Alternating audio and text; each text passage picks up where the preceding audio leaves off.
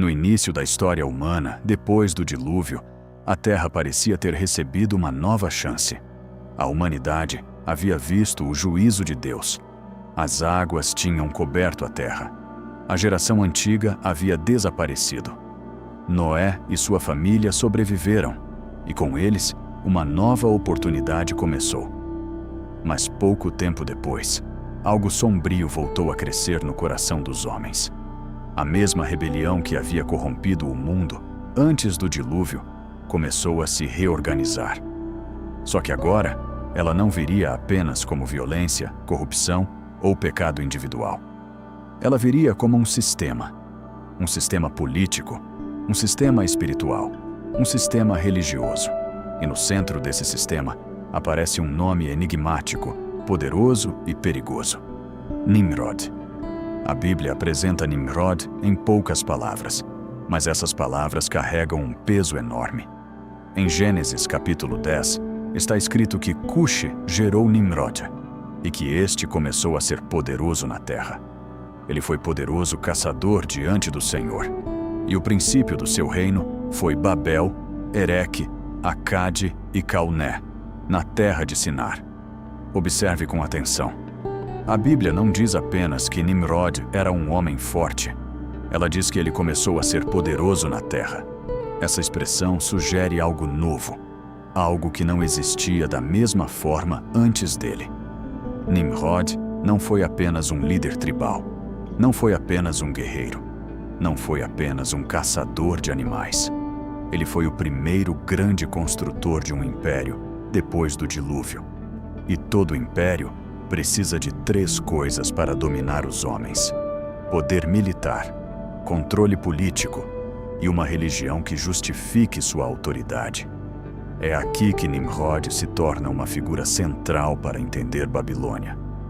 Segundo a tradição judaica e interpretações antigas, Nimrod teria sido mais do que um caçador comum. Ele teria sido um caçador de almas, um homem que conduzia pessoas para longe do Deus verdadeiro, reunindo multidões sob sua liderança e levando a humanidade para uma nova rebelião organizada. Seu nome, em algumas interpretações, é associado à ideia de rebelião, como se o próprio nome Nimrod carregasse a frase "Nós nos rebelaremos". E essa rebelião não foi discreta. Ela construiu cidades, ela levantou torres, ela criou símbolos, ela fundou uma cultura. O princípio do reino de Nimrod foi Babel. Babel não era apenas uma cidade. Babel era uma declaração. Em Gênesis capítulo 11, os homens disseram: "Edifiquemos para nós uma cidade e uma torre, cujo topo toque nos céus, e façamos para nós um nome, para que não sejamos espalhados sobre a face de toda a terra." Essa frase revela o coração do projeto babilônico. Façamos para nós um nome. Não era sobre adorar a Deus, era sobre exaltar o homem. Não era sobre obedecer ao Criador. Era sobre alcançar os céus por esforço humano. Não era sobre se espalhar pela terra conforme a ordem divina. Era sobre concentração, controle e poder. A Torre de Babel foi a primeira grande tentativa humana de construir uma civilização sem Deus, mas cheia de religião. Esse é o ponto que muitos não percebem. Babel não era ateísta. Babel era profundamente espiritual. Mas sua espiritualidade era rebelde. Sua religião era uma falsificação.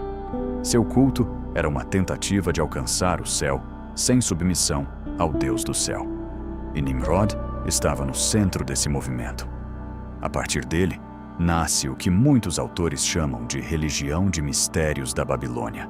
Um sistema religioso que mistura poder, símbolos, culto aos astros, divinização de homens, sacerdócio oculto e rituais que mais tarde apareceriam em muitos povos da antiguidade. Depois de Babel, a influência de Nimrod não desaparece. Pelo contrário, ela se espalha.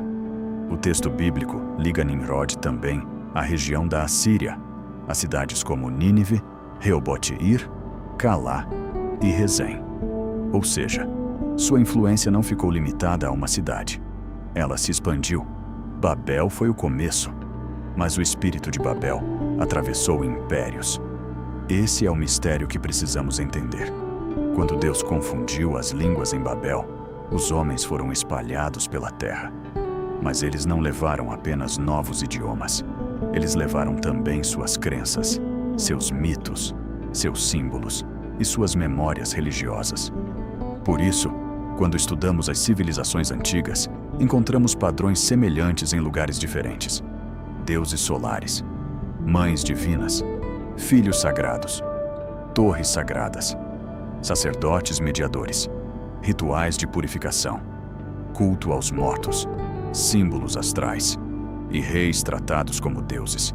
A pergunta é: por que povos tão distantes tinham estruturas religiosas tão parecidas? A resposta apresentada por autores como Ralph Woodrow é clara. Essas tradições teriam uma raiz comum, e essa raiz estaria em Babilônia. Nimrod teria sido o primeiro grande líder dessa rebelião espiritual. Um homem que, depois de sua morte, teria sido exaltado, mitificado e transformado em figura divina dentro das tradições pagãs. Em diferentes culturas, essa figura reaparece com outros nomes. Baal entre os povos cananeus, Marduk na Babilônia, Osíris no Egito, Hércules entre os gregos, Tammuz em certas tradições, Liga. Os nomes mudam, as roupas mudam, as línguas mudam, mas a estrutura permanece. Um homem poderoso, um herói divinizado, um salvador falso, um Deus associado ao sol, à fertilidade, ao poder e à morte. É nesse ponto que a história se torna mais sombria, porque a Bíblia não trata Babilônia apenas como uma cidade antiga. Babilônia se torna um símbolo espiritual. No livro de Daniel, Babilônia aparece como o império que domina o povo de Deus, destrói Jerusalém e tenta impor sua cultura, sua comida, sua educação, seus nomes e sua adoração. Nabucodonosor ergue uma grande imagem de ouro e exige que todos se prostrem diante dela. Isso é Babel novamente. Um império, uma imagem, uma ordem de adoração e a ameaça de morte para quem não se curva. Séculos depois, no livro de Apocalipse, Babilônia aparece outra vez. Agora não apenas como cidade, mas como mistério. Apocalipse 17 fala de uma mulher vestida de púrpura e escarlata, adornada de ouro, pedras preciosas e pérolas, segurando um cálice de ouro cheio de abominações. E na sua testa estava escrito um nome: Mistério, Babilônia, a Grande, a mãe das prostituições e das abominações da terra. Perceba, Babilônia não morreu em Gênesis. Babilônia não acabou em Daniel. Babilônia chega até o Apocalipse. Isso significa que existe um sistema espiritual que atravessa a história. Ele começa com rebelião. Ele se organiza em poder. Ele se expressa em religião. Ele se disfarça em tradição. E no fim, ele se apresenta como algo sagrado. Nimrod é importante porque ele representa o início visível desse sistema depois do dilúvio.